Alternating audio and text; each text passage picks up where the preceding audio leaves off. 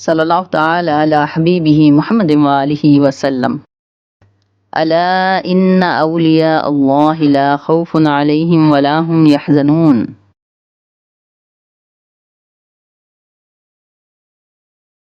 نبی مکرم صلی اللہ علیہ وآلہ وسلم کا فرمان ہے، بس اور بس مجھے معلم بنا کر بھیجا گیا ہے۔ ایک اور جگہ ارشاد فرمایا، علم سیکھنے والا بن یا علم سکھانے والا بن، تیسرا راستہ اختیار نہ کر ورنہ ہلاک ہو جائے گا۔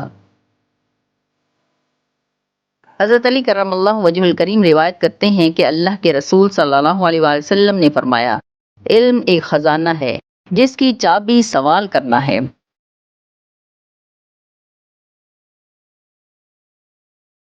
نقیب الاولیاء کلندر دورہ مرشد کریم الشیخ عظیمی بابا جی فرماتے ہیں کہ فقیر کی زندگی خدمت خلق کے لیے وقف ہے، اس میں علم بھی شامل ہے۔ علمی سوال پر خوشی ہوتی ہے کہ فرد ذہن کی آبیاری چاہتا ہے۔ جو لوگ اللہ کی راہ میں جدوجہد کرتے ہیں ان کے معمولات اور حالات میں برکت ہوتی ہے۔ مگر ایک بات ہمیشہ یاد رکھیں، علم بغیر تربیت کے فائدہ نہیں پہنچاتا۔ آپ کتنا ہی علم سیکھ لیں، اگر تربیت صحیح نہیں ہے تو وہ علم آپ کو فائدہ نہیں پہنچائے گا۔ پہلے تربیت ہوگی پھر علم ہوگا۔ سلسلہ عظیمیہ پہلے تربیت کرتا ہے پھر روحانی علوم سکھاتا ہے۔ سلسلہ عظیمیہ میں صرف سننا ہی ضروری نہیں بلکہ سمجھنا بھی ضروری ہے۔ حضرت حاجی امداد اللہ مہاجر مکی رحمۃ اللہ علیہ فرماتے ہیں، جب روحانی نسبت حاصل ہو جاتی ہے تو وقت میں وسعت یعنی برکت ہو جاتی ہے۔ روحانی علوم سیکھنے کے لیے جتنا وقت دیا جاتا ہے اسی مناسبت سے شخصیت میں رحمانی اوصاف کا عکس نمایاں ہوتا ہے۔ اللہ کی طرف ایک قدم بڑھائیں، اللہ 10 قدم بڑھاتے ہیں۔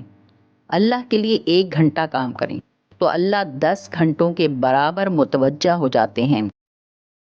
سلسلہ عظیمیہ کے مرشد الشیخ عظیمی بابا جی نے روحانی علوم کی ترویج و اشاعت کے لیے کتابیں لکھیں۔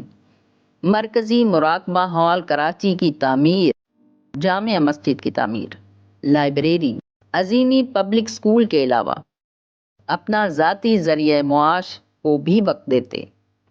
گھریلو مصروفیات کے ساتھ ساتھ آپ نے دنیا کے کئی ممالک میں روحانی علوم متعارف کروانے کے لیے متعدد سفر بھی کیے۔ امریکہ، برطانیہ، متحدہ عرب امارات، ترکی، کینیڈا، یورپ وغیرہ میں بھی تشریف لے گئے۔ بیرونی ممالک میں مراقبہ حال کے منتظمین سے رابطہ، ان کی کارکردگی سے آگاہ رہنا آپ کے مشاغل میں شامل ہے۔ مرکزی مراقبہ حال کراچی میں آنے والوں سے ملاقات کے علاوہ ماہانہ روحانی ڈائجسٹ کا اجرا اور مضامین کی تیاری۔ 2013 میں ماہنامہ کلندر شعور کی اشاعت اور اس کے ساتھ ساتھ مضامین کی تیاری، خوابوں کی تعبیر کا شعبہ، ہر ماہ آنے والے بے شمار خطوط کے جوابات۔ ایک وقت تھا جب ماہانہ 9000 خطوط مرشد کریم پڑھتے اور ان کے جوابات بھی تحریر فرماتے تھے۔